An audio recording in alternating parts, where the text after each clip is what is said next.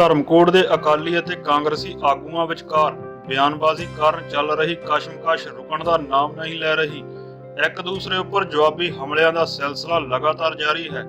ਅੱਜ ਵੀ ਸ਼੍ਰੋਮਣੀ ਅਕਾਲੀ ਦਲ ਵੱਲੋਂ press conference ਦੌਰਾਨ ਆਪਣਾ ਪੱਖ ਰੱਖਦਿਆਂ ਰਜਿੰਦਰ ਸਿੰਘ ਡੱਲਾ ਨੇ ਕਿਹਾ ਕਿ ਅੱਜ ਮੈਂ ਆਪਣੇ ਸਾਰੇ ਸਾਥੀਆਂ ਸਮੇਤ ਸਮੁੱਚੇ ਧਰਮਕੋਟ ਹਲਕੇ ਨੂੰ ਫਤਿਹ ਬੁਲਾਉਣਾ। ਵਾਹਿਗੁਰੂ ਜੀ ਕਾ ਖਾਲਸਾ, ਵਾਹਿਗੁਰੂ ਜੀ ਕੀ ਫਤਿਹ।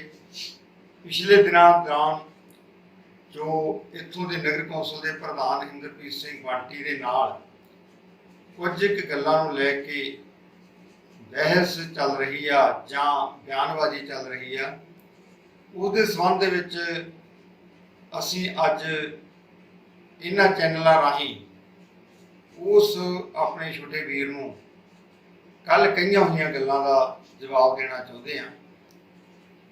ਬੜੇ ਥੋੜੇ ਸਮੇਂ ਦੇ ਵਿੱਚ, ਸੀਮਿਤ ਸਮੇਂ ਦੇ ਵਿੱਚ ਮੈਂ ਆਪਣੀ ਗੱਲ ਮੁਕਾਉਣ ਦੀ ਕੋਸ਼ਿਸ਼ ਕਰਾਂਗਾ, ਕਿਉਂਕਿ ਜਿਹੜਾ ਕੁਝ ਅਸੀਂ ਕਹਿਣਾ ਸੀ ਉਹ ਕੁਝ ਮੇਰਾ ਵੀਰ ਆਪ ਕਹਿ ਗਿਆ। ਇਸ ਲਈ ਸਾਨੂੰ ਕੋਈ ਬਹੁਤੀ ਦਲੀਲ ਦੇਣ ਦੀ ਲੋੜ ਨਹੀਂ। ਉਹਨਾਂ ਨੇ ਟ੍ਰੀਟਮੈਂਟ ਪਲਾਂਟ ਅਤੇ ਮਾਰਕੀਟ ਕਮੇਟੀ ਦੁਆਰਾ ਮੰਡੀ ਦੇ ਫੜ ਦੇ ਐਕਸਟੈਂਸ਼ਨ ਦੀ ਜੋ ਗੱਲ ਕੀਤੀ ਹੈ, ਇਹਨਾਂ ਦੇ ਨੋਟੀਫਿਕੇਸ਼ਨਾਂ ਦੀ ਗੱਲ ਕੀਤੀ ਹੈ, ਉਹਨੇ ਡੇਟਾ ਦੱਸੀਆਂ 2007 ਤੋਂ ਲੈ ਕੇ 2007 ਤੱਕ ਦੀਆਂ ਸਾਰੀਆਂ ਕਾਰਵਾਈਆਂ ਡਿਟੇਲ 'ਚ ਦੱਸੀਆਂ। ਮੈਂ ਉਸ ਵੀਰ ਨੂੰ ਇਹ ਯਾਦ ਕਰਾਉਣਾ ਚਾਹੁੰਦਾ ਕਿ ਇਹੀ ਕੁਛ ਅਸੀਂ ਕਹਿੰਦੇ ਹਾਂ ਕਿ ਜਦੋਂ ਵੀ ਧਰਮਕੋਟ ਹਲਕੇ ਦੇ ਵਿੱਚ ਕੁਝ ਆਇਆ ਤਾਂ ਉਹ ਸ਼੍ਰੋਮਣੀ ਅਕਾਲੀ ਦਲ ਦੀ ਸਰਕਾਰ ਦੁਆਰਾ ਹੀ ਆਇਆ।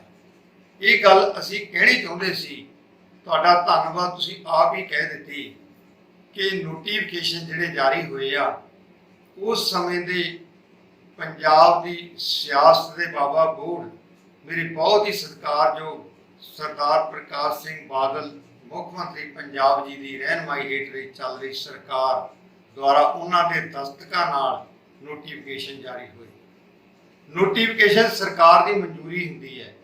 ਨੋਟੀਫਿਕੇਸ਼ਨ ਜਾਰੀ ਹੋਣ ਨਾਲ ਹਲਕੇ ਵਿੱਚ ਖੁਸ਼ੀ ਦੀ ਲਹਿਰ ਦੌੜ ਜਾਂਦੀ ਹੈ ਤੇ ਆਗੂ ਖੁਸ਼ੀ ਨਾਲ ਆ ਕੇ ਦੱਸਦੇ ਆ ਕਿ ਇਸ ਪ੍ਰੋਜੈਕਟ ਦਾ ਨੋਟੀਫਿਕੇਸ਼ਨ ਆ ਗਿਆ।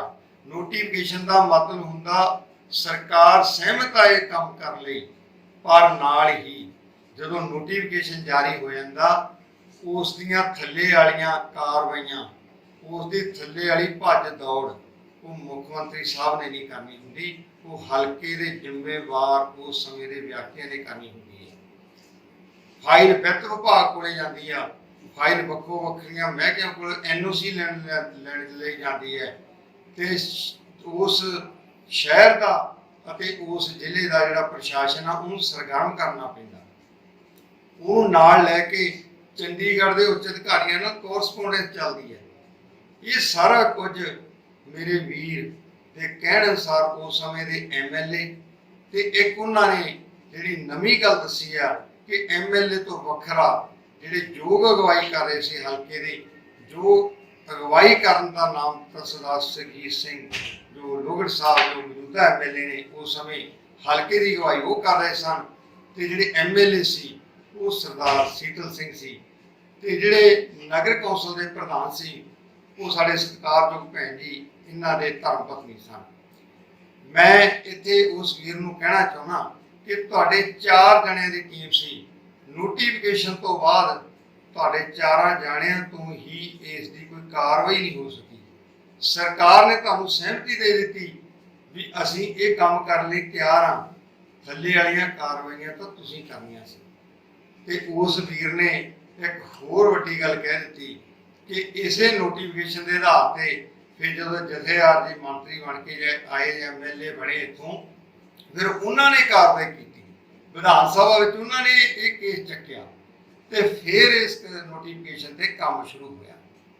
ਮੈਂ ਇਹ ਜਿਹੜੀ ਗੱਲ ਸਾਡੇ ਹਲਕਾ ਨਿਵਾਸੀਆਂ ਨੂੰ ਦੱਸਣਾ ਸੀ ਉਸ ਪ੍ਰਧਾਨ ਸਾਹਿਬ ਨੇ ਆਪ ਦੱਸ ਦਿੱਤੀ, ਕਿਉਂਕਿ ਨੋਟੀਫਿਕੇਸ਼ਨ ਸਰਕਾਰ ਦੀ ਮਨਜ਼ੂਰੀ ਹੁੰਦੀ ਹੈ, ਜਿਹੜੀ ਭੱਜ ਨੱਠ ਹੁੰਦੀ ਹੈ ਉਹ ਲੋਕਲ MLA ਦੀ ਜਾਂ ਲੋਕਲ ਆਗੂਆਂ ਦੀ ਹੁੰਦੀ ਹੈ, ਜਿਹੜੀ ਉਹ ਸਮਰੱਥਾ ਜ਼ਾਹਰ ਕਰਕੇ ਜਾਂ ਉਹਨਾਂ ਨੇ ਉਹ ਭੱਜ ਦੌੜ ਨਹੀਂ ਕੀਤੀ, ਜਿਸ ਕਰਕੇ ਜਿਹੜੇ ਇਹ ਪ੍ਰੋਜੈਕਟ ਆ 2-3 ਸਾਲ ਲਟਕ ਗਏ। ਜਿੱਥੋਂ ਤੱਕ ਮੰਡੀ ਦੇ ਪ੍ਰੋਜੈਕਟ ਦੀ ਗੱਲ ਕੀਤੀ ਗਈ, ਭਾਵੇਂ ਕਿ ਨੋਟੀਫਿਕੇਸ਼ਨ 2007 ਤੋਂ ਸ਼ੁਰੂ ਹੋ ਗਿਆ, 2009 'ਚ ਵੀ ਕਾਰਵਾਈ ਹੋਈ, ਪਰ ਇਹ ਵੀ ਕੰਮ ਬਹੁਤ ਸਮਾਂ ਲਟਕਿਆ ਰਿਹਾ।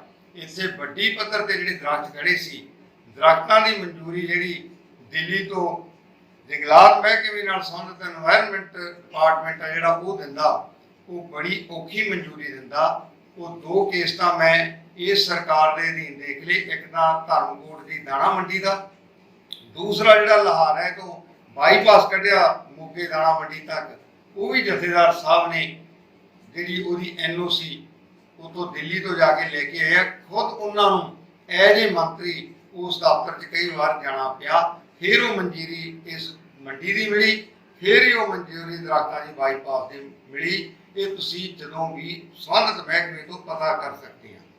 ਇਸ ਲਈ ਮੈਂ ਉਸ ਵੀਰ ਨੂੰ ਦੱਸਣਾ ਚਾਹੁੰਦਾ ਕਿ ਨੋਟੀਫਿਕੇਸ਼ਨ ਨਾਲ ਕੰਮ ਨਹੀਂ ਸਿਰੇ ਚੜ੍ਹਦਾ। ਨੋਟੀਫਿਕੇਸ਼ਨ ਤਾਂ ਕੰਮ ਦੀ ਸ਼ੁਰੂਆਤ ਆ, ਤੁਸੀਂ ਸ਼ੁਰੂਆਤ ਨੂੰ ਨਾ ਕੰਮ ਮੰਨੋ। ਸ਼ੁਰੂਆਤ ਸਰਕਾਰ ਨੇ ਸਹਿਮਤੀ ਦੇਣੀ, ਜੇ ਸਹਿਮਤੀ ਦੇ ਦਿੱਤੀ ਉਸ ਤੋਂ ਬਾਅਦ ਜਿਹੜੀ ਕਾਰਵਾਈ ਕਰਨੀ ਸੀ ਉਹ ਮਾਨਯੋਗ ਜਥੇਦਾਰ ਸਾਹਿਬ ਨੇ 12 ਦੇ ਵਿੱਚ ਆ ਕੇ ਇੱਥੇ ਸ਼ੁਰੂ ਕੀਤੀ ਤੇ ਉਸ ਨੂੰ ਸਿਰੇ ਲਾਇਆ। ਹੁਣ ਮੈਂ ਇਹਦੀ ਉਦਾਹਰਨ ਇਹ ਵੀ ਦੇਣੀ ਚਾਹੁੰਦਾ ਕਿ ਮਾਨਯੋਗ ਜਥੇਦਾਰ ਸਾਹਿਬ ਨੇ ਜਿਸ ਵੀ ਕੰਮ ਦੀ ਨੋਟੀਫਿਕੇਸ਼ਨ ਜਾਰੀ ਕਰਾਈ ਸਰਕਾਰ ਤੋਂ, ਜੇ ਤਹਿਸੀਲ ਬਣਾਈ ਉਹਦਾ ਨੋਟੀਫਿਕੇਸ਼ਨ ਜਾਰੀ ਹੋਇਆ ਤੇ ਦੂਸਰੇ ਦਿਨ SDM ਸਾਹਿਬ ਨੂੰ ਬਿਠਾਤਾ। ਜੇ ਸੈਕਟਰੀਏਟ ਦਾ ਨੋਟੀਫਿਕੇਸ਼ਨ ਜਾਰੀ ਹੋਇਆ ਤੇ ਟੱਕ ਵੀ ਆਪ ਲਾਇਆ ਤੇ ਰਿਵਰ ਵੀ ਆਪ ਕੱਟਿਆ ਉਦਘਾਟਨ ਦਾ। ਨੋਟੀਫਿਕੇਸ਼ਨ ਪੂਰਾ ਕਰਕੇ ਫੇਰ ਹੀ ਸਾਡੇ ਧਰਮਕੋਟ ਵਾਸੀਆਂ ਨੂੰ ਸਮਰਪਿਤ ਕਰਕੇ ਕੰਮ ਪੂਰਾ ਕੀਤਾ। ਜੇ ਫਤਿਹਗੜ੍ਹ ਪੈਂਤੂਰ ਤੇ ਕੋਟੀਸੇ ਖਾਂ ਨੂੰ ਸ਼ਹਿਰ ਬਣਾਇਆ ਤਾਂ ਇਹੋ ਵੀ ਨਾਲ ਹੀ ਬਿਠਾਇਆ। ਜੇ ਫਤਿਹਗੜ੍ਹ ਪੈਂਤੂਰ ਨੂੰ ਮਾਰਕੀਟ ਕਮੇਟੀ ਬਣਾਇਆ ਤਾਂ ਸੈਕਟਰੀ ਨੂੰ ਵੀ ਨਾਲ ਬਹਾਇਆ ਤੇ ਦਫ਼ਤਰ ਵੀ ਉੱਥੇ ਬਣਾਇਆ।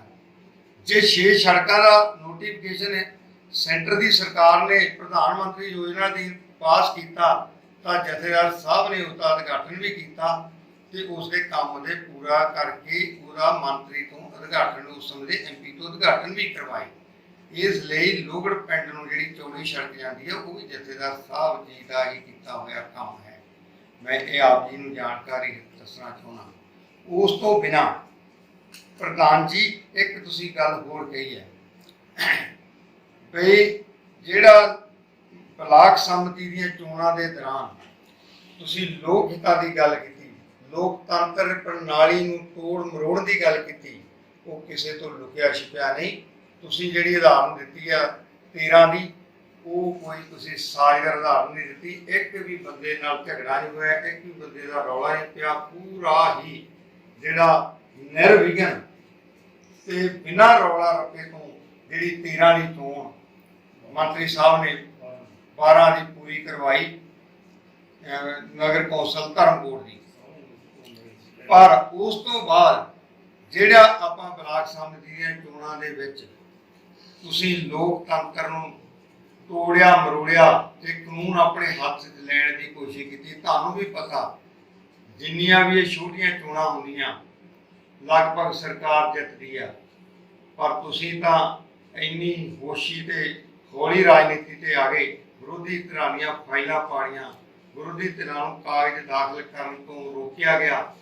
ਫਿਰ ਇਸ ਦੀ ਸ਼ਿਕਾਇਤ ਮਾਨਯੋਗ ਜਥੇਦਾਰ ਸਾਹਿਬ ਨੇ ਜਦੋਂ ਚੋਣ ਕਮਿਸ਼ਨ ਨੂੰ ਚੰਡੀਗੜ੍ਹ ਕੀਤੀ ਤਾਂ ਚੋਣ ਕਮਿਸ਼ਨ ਨੇ ਸਖਤ ਆਰਡਰ ਕਰਕੇ ਕਿਹਾ ਕਿ ਮੈਨੂੰ ਅੱਧੇ ਘੰਟੇ 'ਚ ਰਿਪੋਰਟ ਦਿਓ ਕਿ ਵਾਕਿਆ ਹੀ ਉੱਥੇ ਵਿਰੋਧੀ ਧਿਰ ਨੂੰ ਕਾਗਜ਼ ਦਾਖਲ ਨਹੀਂ ਕੀਤੇ ਜਾਣ ਦਿੱਤੇ।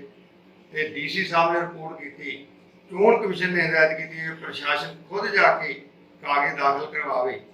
ਤੁਸੀਂ ਵਰਕਰਾਂ ਨੂੰ ਗੁੰਮਰਾਹ ਕੀਤਾ ਕਿ ਤੁਸੀਂ ਇੱਥੋਂ ਹਿੱਲਣਾ ਨਹੀਂ, ਪ੍ਰਸ਼ਾਸਨ ਨੂੰ ਵੀ ਅੰਦਰ ਨਹੀਂ ਜਾਣ ਦੇਣਾ। ਪ੍ਰਸ਼ਾਸਨ ਨੂੰ ਅੰਦਰ ਨਹੀਂ ਜਾਣ ਦਿੱਤਾ ਗਿਆ, ਜਿਸ ਕਰਕੇ ਤੁਸੀਂ ਆਪ ਦੀ ਸਰਕਾਰ ਦੇ ਵਿੱਚ ਇੱਕ ਹੀ ਕੰਮ ਬਹੁਤ ਵਧੀਆ ਕੀਤਾ, ਜਿਹੜਾ ਤੁਸੀਂ ਆਪਦੇ ਵਰਕਰਾਂ ਦੇ ਲਾਠੀਚਾਰਜ ਕਰਵਾਇਆ। ਇਹ ਤੁਸੀਂ ਜ਼ਰੂਰ ਇੱਕ ਕੀਤਾ ਵਿਕਾਸ, ਆਪਦੇ ਵਰਕਰਾਂ ਤੇ ਹੀ ਲਾਠੀਚਾਰਜ ਕਰਵਾ ਲਿਆ, ਕਾਨੂੰਨ ਹੱਥ 'ਚ ਲੈਂਦਿਆਂ ਤੇ ਪੇਪਰ ਵੀ ਦਾਖਲ ਹੋ ਗਏ, ਸਾਰਾ ਕੁਝ ਹੋਇਆ। ਪਰ ਤੁਸੀਂ ਉੱਥੋਂ ਮੇਰਾ ਖਿਆਲ ਆ ਉਸ ਸਮੇਂ ਖਿਸ ਗਏ ਸੀ ਤੇ ਜਿਹੜਾ ਸਧਾਰਨ ਵਰਕਰ ਆ ਵਿਚਾਰਾ ਉਸ ਮਾਰ ਵਿੱਚ ਆ ਗਿਆ। ਇਹ ਉਸ ਸਮੇਂ ਤੁਸੀਂ ਜਿਹੜਾ ਲੋਕਤੰਤਰ ਨੂੰ ਹੱਥ 'ਚ ਲਿਆ। ਮੈਂ ਅੰਤ ਵਿੱਚ ਇੱਥੇ ਜਿਹੜੀ ਇਹ ਪ੍ਰੈਸ ਕਾਨਫਰੰਸ ਸਮਾਪਤ ਕਰਨ ਲੱਗਾ ਇਹ ਕਹਿਣਾ ਚਾਹੁੰਦਾ, ਛੱਡੋ ਇਸ ਬਹਿਸ ਨੂੰ, ਛੱਡੋ ਨਿਤ ਲਾਈ ਹੋਣ ਨੂੰ, ਆਪਾਂ ਧਿਆਨ ਦੇਈਏ ਕੰਮ ਵੱਲ। ਤੁਹਾਨੂੰ ਸਮਾਂ ਦਿੱਤਾ, ਅਧਿਘਾਟਨਾਂ ਨਾਲ ਕਦੇ ਕੰਮ ਸਿਰੇ ਨਹੀਂ ਚੜੇ। ਕੰਮ ਸਿਰੇ ਚੜ ਕੇ ਹੀ ਕਿਤਾਬ 'ਚ ਛਾਪੋ, ਕੰਮ ਸਿਰੇ ਚਾੜ ਕੇ ਹੀ ਬਹਿਸ ਕਰੋ, ਕੰਮ ਸਿਰੇ ਚਾੜ ਕੇ ਹੀ ਲਾਈਕ ਹੋਇਓ। ਪਹਿਲਾਂ ਕੰਮ ਸ਼ੁਰੂ ਕਰ ਲਓ। 6 ਕਰੋੜ ਦੀ ਗ੍ਰਾਂਟ ਦੇ ਨਾਲ ਜਿਹੜੀ ਹੈ ਕਿ ਸੈਂਕਸ਼ਨ ਆਈ ਆ, ਨਾ ਕਿ ਗ੍ਰਾਂਟ ਆਈ ਆ ਜੀ, ਸੈਂਕਸ਼ਨ ਆਈ ਆ, ਮਨਜ਼ੂਰੀ ਆਈ ਆ, ਨਾ ਕਿ ਪੈਸੇ ਆਏ ਆ। ਉਹਦੇ ਨਾਲ historical day for the people of Dharamkot, ਇਹ ਲਿਖਣ ਦੀ ਕੋਈ ਕੀਮਤ ਨਹੀਂ ਕਿ ਧਰਮਕੋਟ ਦੇ ਲੋਕਾਂ ਲਈ ਇਤਿਹਾਸਕ ਹੈ। ਧਰਮਕੋਟ ਦੇ ਲੋਕਾਂ ਨੂੰ ਤਾਂ 13 ਦੇ ਵਿੱਚ 25 ਕਰੋੜ ਦਾ ਪ੍ਰੋਜੈਕਟ ਮਨਜ਼ੂਰ ਹੋ ਗਿਆ। ਤੁਸੀਂ 6 ਕਰੋੜ ਗਲੀਆਂ ਨਾਲੀਆਂ ਦੇ ਨਾਲ ਹਿਸਟੋਰੀਕਲ ਡੇ ਨਾ ਦੱਸੋ। ਇਸ ਤੋਂ ਬਿਨਾਂ ਇੱਕ ਹੋਰ ਨਿਮਰਤਾ ਸਹਿਤ ਬੇਨਤੀ ਹੈ ਜਿਹੜੀ ਮੈਂ ਭੁੱਲ ਗਿਆ ਸੀ, ਮੈਂ ਇਹ ਕਹਿਣੀ ਚਾਹੁੰਦਾ। ਉਸ ਸਮੇਂ ਤੁਹਾਡੇ ਵਾਈਸ ਪ੍ਰਧਾਨ ਸੀ, ਉਸ ਸਮੇਂ ਸਰਦਾਰ ਸੀਤਲ ਸਿੰਘ MLA ਸੀ, ਪਰ ਅੱਜ ਲੋਗੜ ਸਾਹਿਬ MLA ਆ, ਤੁਸੀਂ ਪ੍ਰਧਾਨ ਹੋ, ਤੁਹਾਡੀ ਆਪਣੀ ਸਰਕਾਰ ਆ। ਮਾੜੀ ਪਾਰਟੀ ਕਰਕੇ ਤੁਸੀਂ ਛੱਡ ਕੇ ਚੰਗੀ ਪਾਰਟੀ ਜੁਆਇਨ ਕਰ ਲਈ, ਜਿਹੜਾ ਕਿੰਨੇ ਵਿਕਾਸ ਕਰਾ ਰਹੀ ਹੈ ਪਾਰਟੀ। ਤੁਸੀਂ ਦੱਸੋ 4 ਸਾਲਾਂ ਦੇ ਵਿੱਚ ਤੁਸੀਂ ਹੁਣ ਕਿਹੜਾ ਨੋਟੀਫਿਕੇਸ਼ਨ ਪਾਸ ਕਰਾਇਆ? ਉਦੋਂ ਤਾਂ ਤੁਸੀਂ ਬਾਦਲ ਸਾਹਿਬ ਤੋਂ ਕਰਵਾਤਾ। ਹੁਣ ਮੌਜੂਦਾ ਮੁੱਖ ਮੰਤਰੀ ਤੋਂ ਕਿਹੜਾ ਨੋਟੀਫਿਕੇਸ਼ਨ ਮਨਜ਼ੂਰ ਹੋਇਆ ਜਿਹੜਾ ਬਹੁਤ ਵੱਡੇ ਪ੍ਰੋਜੈਕਟ ਦੇ ਰੂਪ ਵਿੱਚ ਹੋਇਆ? 25 ਕਰੋੜ ਨੂੰ ਛੱਡੋ, ਕੋਈ 12 ਕਰੋੜ ਦਾ ਪ੍ਰੋਜੈਕਟ, ਕੋਈ 10 ਕਰੋੜ ਦਾ, ਕੋਈ 5 ਕਰੋੜ ਦਾ ਸਿੰਗਲ ਪ੍ਰੋਜੈਕਟ ਹੋਵੇ, ਚਾਹੇ ਉਹ ਕਾਲਜ ਦਾ ਹੋਵੇ, ਚਾਹੇ ਸਕੂਲ ਦਾ ਹੋਵੇ, ਚਾਹੇ ਹਸਪਤਾਲ ਦਾ ਹੋਵੇ, ਚਾਹੇ ਸੜਕਾਂ ਦਾ ਹੋਵੇ, ਤੇ ਚਾਹੇ ਕੋਈ ਸੀਵਰੇਜ ਦਾ ਹੋਵੇ। ਇਹ ਮੈਂ ਆਪ ਜੀ ਨੂੰ ਬੇਨਤੀ ਕਰਨੀ ਚਾਹੁੰਦਾ ਕਿ ਇਸ ਗੱਲ ਦੇ ਵਿੱਚ ਬਹੁਤਾ ਨਾ ਪਈਏ। ਤੁਸੀਂ ਆਪਦੇ ਕੰਮ ਵਿੱਚ ਧਿਆਨ ਦਿਓ ਬੱਚਿਆਂ ਦੇ ਸਗਨ ਵੱਲ, ਜਿਹੜੀ ਅਪ੍ਰੈਲ 2019 ਤੋਂ ਬਾਅਦ ਨਹੀਂ ਆਇਆ। ਧਿਆਨ ਦਿਓ ਪੈਨਸ਼ਨਾਂ ਵੱਲ, ਧਿਆਨ ਦਿਓ ਗਰੀਬ ਦੇ ਰਾਸ਼ਨ ਕਾਰਡ ਜਿਹੜੇ ਕੱਟੇ ਗਏ ਉਹਨਾਂ ਨੂੰ ਬਹਾਲ ਕਰਾਉਣ ਵਿੱਚ ਧਿਆਨ ਦਿਓ। ਜਿਹੜਾ ਪ੍ਰਧਾਨ ਮੰਤਰੀ ਜੀ ਦੀ ਸਕੀਮ ਦੇ ਵਿੱਚ 1 ਰੁਪਏ ਕਿਲੋ ਵਾਲਾ ਰਾਸ਼ਨ ਆਇਆ, ਉਹ ਵੰਡੋ, ਵੱਧ ਤੋਂ ਵੱਧ ਵੰਡਿਆ ਜਾਵੇ, ਉੱਥੇ ਕਾਣੀ ਵੰਡਣਾ ਹੋਵੇ। ਇਹਨਾਂ ਗੱਲਾਂ ਦਾ ਧਿਆਨ ਦਿਓ। ਧਿਆਨ ਦਿਓ ਵੀ ਜਿਹੜਾ 30,000 ਬੇਰੁਜ਼ਗਾਰਾਂ ਨੇ ਫਾਰਮ ਭਰਿਆ ਸੀ, ਉਹਦਾ ਕੀ ਬਣਿਆ? ਉਹ ਫਾਰਮ ਵੀ ਦਿਖਾਓ। ਜਿਸ ਤਰ੍ਹਾਂ ਨੋਟੀਫਿਕੇਸ਼ਨ ਦਿਖਾ ਰਹੇ ਆ, ਉਹ ਵੀ ਦਿਖਾ ਦਿਓ ਵੀ ਇੰਨਾ ਫਾਰਮ ਭਰਿਆ ਗਿਆ ਸੀ। 32,000 ਕਰਜ਼ਾ ਮਾਫੀ ਦਾ ਫਾਰਮ ਜਿਹੜਾ ਕਿਸਾਨਾਂ ਤੋਂ ਭਰਾਇਆ ਗਿਆ ਸੀ, ਉਹਦਾ ਵੀ ਜ਼ਿਕਰ ਕਰਾਓ। ਇਸ ਲਈ ਤੁਸੀਂ ਕੰਮ ਕਰਨ ਦੇ ਵਿੱਚ ਆਪਣਾ ਧਿਆਨ ਲਓ। 1 ਸਾਲ ਤੁਹਾਡੇ ਕੋਲੇ ਹੈਗਾ, ਇੰਨੀ ਬੇਨਤੀ ਆਪ ਨੂੰ ਕਰਨਾ। ਇਸ ਤੋਂ ਬਾਅਦ ਨੀਹਾਂ ਪੱਥਰ ਨਾਲ ਕਦੇ ਕੰਮ ਸ਼ੁਰੂ ਹੁੰਦੇ ਆ, ਕਦੇ ਵਿਕਾਸ ਨਹੀਂ ਹੁੰਦੇ। ਸੋ ਆਪ ਜੀ ਨੂੰ ਇੱਥੇ ਹੀ ਬੇਨਤੀ ਕਰਦਾ ਕਿ ਤੁਸੀਂ ਆਪਣੇ ਕੰਮ ਵੱਲ ਧਿਆਨ ਦਿਓ, ਗੁਰੂ ਦੀ ਤਰਫ ਆਪਣੇ ਕੰਮ ਵੱਲ ਧਿਆਨ ਦੇਵੇ। ਵਾਹਿਗੁਰੂ ਜੀ ਕਾ ਖਾਲਸਾ, ਵਾਹਿਗੁਰੂ ਜੀ ਕੀ ਫਤਿਹ। ਸਾਡੇ ਚੈਨਲ ਨੂੰ ਕਰੋ ਸਬਸਕ੍ਰਾਈਬ ਤੇ ਨਵੀਂ ਅਪਡੇਟ ਦੇ ਨੋਟੀਫਿਕੇਸ਼ਨ ਲਈ ਦਬਾਓ ਬੈਲ ਆਈਕਨ।